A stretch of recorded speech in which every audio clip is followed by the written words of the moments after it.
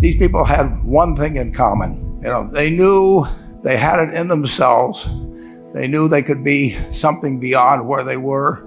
They were willing to put their time, their energies to better themselves.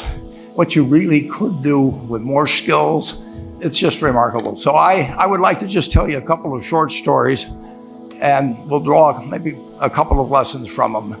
I would like to tell you of two women that each sold a business to Berkshire Hathaway, to me actually, for many, many, many millions of dollars. Both of them started with $2,500. Landed in Seattle in 1917, couldn't speak a word of English, had a tag around her neck. The tag said Fort Dodge, Iowa. The Red Cross got her to Fort Dodge, where she was reunited with her husband who had come to the country a couple of years earlier. And she lived in Fort Dodge for 2 years. And as she put it, she felt like a dummy. She couldn't pick up the language. She couldn't learn a word. And so she and her husband decided to move to Omaha. So they came to Omaha in 1919. And there she found a small colony of Russian Jews, so she started feeling more at home. And then as her oldest daughter went to school, she would come home, this daughter, Frances, and she would teach her mother the words she'd learned in school that day. And this woman, Rose Blumkin, spent 20 years saving money, bringing first her siblings over, her mother and father, $50 at a time. She sold used clothing to do it.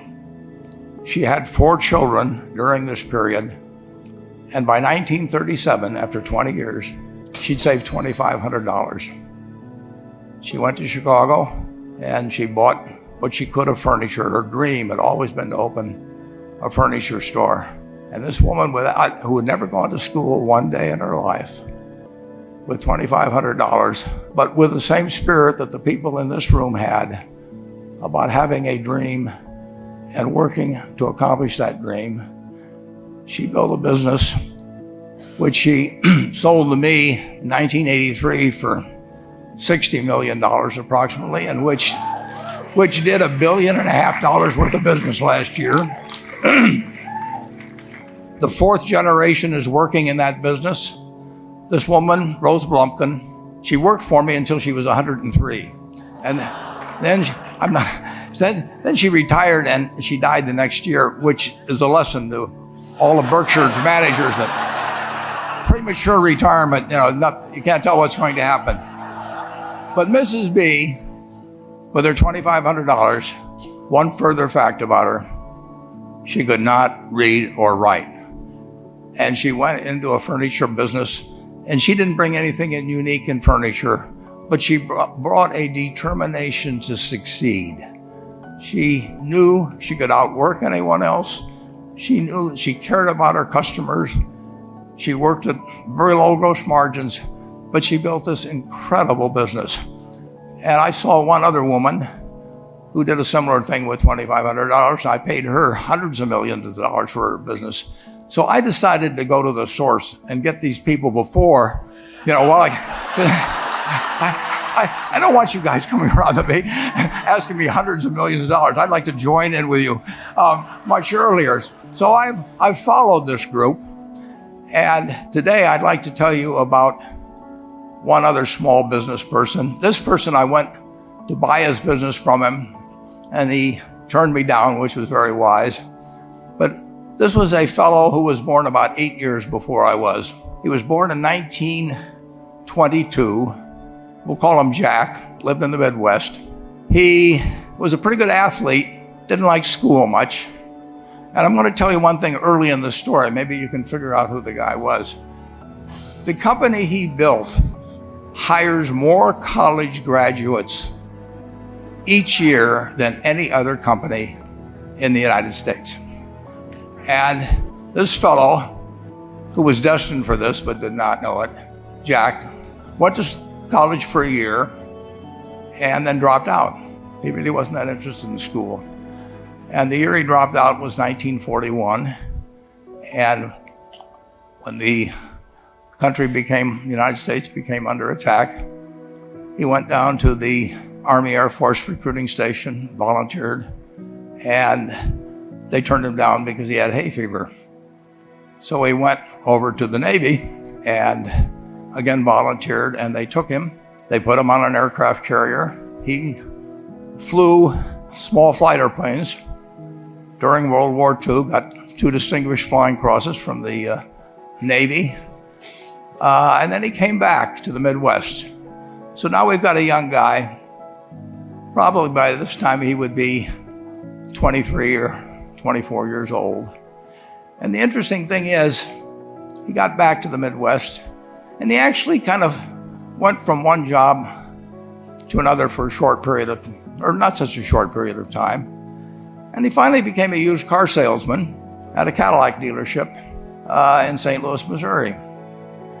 And at age 35, having moved up in the organization, the sales organization, he said to his boss, "Could I go into car leasing business with you?" The boss said, "Well, if you'll cut your salary in half and you'll come up with," I think it was $25,000, which he borrowed, "we can become partners in a car leasing company." So my friend Jack started at age 35 in the car leasing business. And he had 7 cars. It was pretty slow. In fact, one of the things he did was whenever the phone rang, he let it ring 3 or 4 times so people would think that he was very busy answering other phones. And of course, it was the only call he was going to get all day. So his first venture was okay, but it wasn't really going to go anyplace. And there's a lesson in this for all of us. At age 40, he decided, with 17 vehicles, 17 cars, he was going to go into competition in the rent-a-car business. So now he's taking on Hertz and Avis and National and people like that who have hundreds and hundreds of thousands of cars. And he's got 17 cars, and his cars aren't any different than theirs. I mean, he's buying them from General Motors or Ford or Chrysler. And he can't get the airport locations. Those companies have them all sold up. But he was determined that he would basically offer the customer, can't offer him a different car, but he can offer them friendlier service than they've ever seen. And so he started a company. He named it after the battleship that he'd flown from in the Pacific, which was the USS Enterprise. And he died about a year and a half ago. But when he died, his rent-a-car company, starting with those 17 cars, was worth more than Hertz and Avis and all the rest of the rental cars put together. The man's name was Jack Taylor, and his son, Andy Taylor, is a good friend of mine, runs the business now. A grandchild is in the business. There'll probably be a 4th generation along the line. So this man, in the United States, he didn't invent artificial intelligence. You know, he didn't do anything that, just like Mrs. B selling furniture, I mean, that any one of us could have entered those businesses. But he lived by the creed, basically, of delighting his customers and working with people and establishing the relationship with them so that they in turn would want to delight the customers. He couldn't go out there and take care of every rental car possibility, but he learned how to project himself and his attitude toward his fellow man and his desire, to make a friend out of every customer. He managed to take very ordinary cars and turn them into this extraordinary business from virtually nothing. And it illustrates several points. One is, you don't necessarily get it right exactly right the first time. I mean, the car leasing business, basically you were competing on the cost of money to finance cars. And it's very hard to delight a customer when you just give them the car and tell them to send you a monthly check for 5 years and you'll be back at that time. So his talents were being wasted basically in that business. But at the age of 40, with all of that experience behind him, he found the golden key. He took a very ordinary business and turned it into an absolutely extraordinary operation, just like Mrs. B or Rose Blumpkin did with furniture. And he didn't worry about whether the Federal Reserve was going to tighten or ease. He didn't worry about whether the stock market was up or down yesterday. He didn't worry about the things he couldn't change, but he did focus on the one thing he could change, and that was the customer's experience. And I have seen, to the one that got away, Enterprise, I went down to Florida and tried to talk him into selling to Berkshire, and he was smart enough not to do it. Probably the value of the company has quadrupled since I made that visit. But he was smart enough to see that he would find that business. Henry Ford, as you may know, failed twice before he started the Ford Motor Company in 1903. I mean, the test isn't whether you get the greatest business idea in the world the first time out. The test is whether you keep learning as you go along what your strengths are and what you can do for your customers, what you can bring especially to the party. And to do that, you need the education that I know you've received through 10,000 small businesses, but you need a genuine desire day in, day out to delight the customer. I've never seen a business, and I've seen a lot of businesses, but I've never seen one that delights the customer that doesn't succeed. I mean, what you want is that customer the next day when they think, do I want to rent a car or do I want to buy some furniture? What goes through their mind? You know, it's the place where they've had a great experience.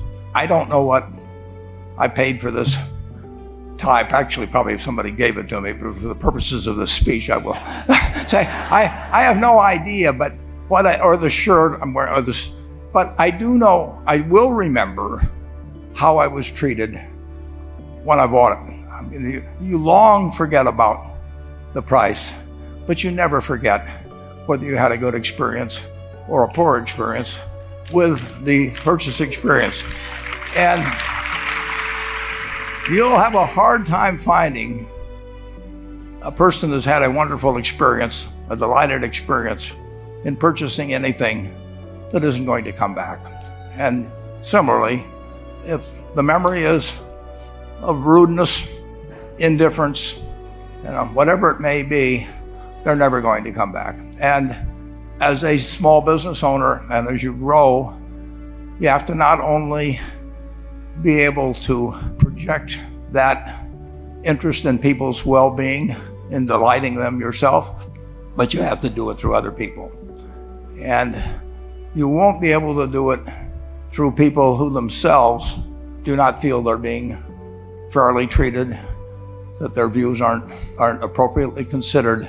So you really do have to learn to multiply yourself through other people. And I advise the young people to come to Omaha. We have a number of classes. The key is to, certainly in terms of your personal life, the most important decision you'll make is the spouse that most of you will likely have.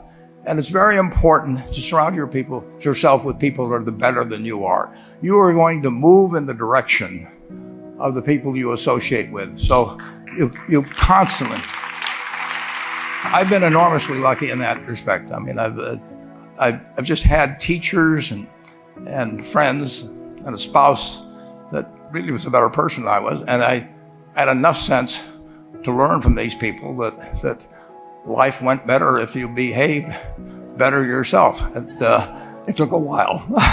So I advise you to seek out, as your partner in business, your partner in life, whatever it may be, look for the people that actually are examples to you rather than somebody that you think you need to straighten out yourself.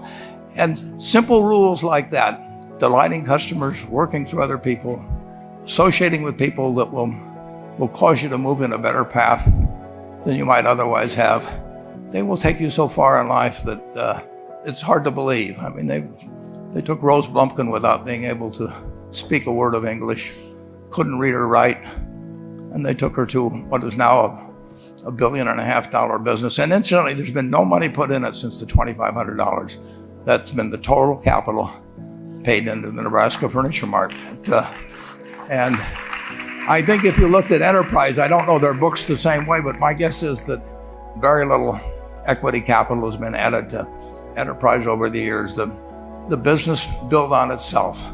So I want to tell you, I admire this group enormously. When I met Dr. Mello's class on September 22nd, 8 years ago, I was thrilled. And I admire people that are doing what you have done.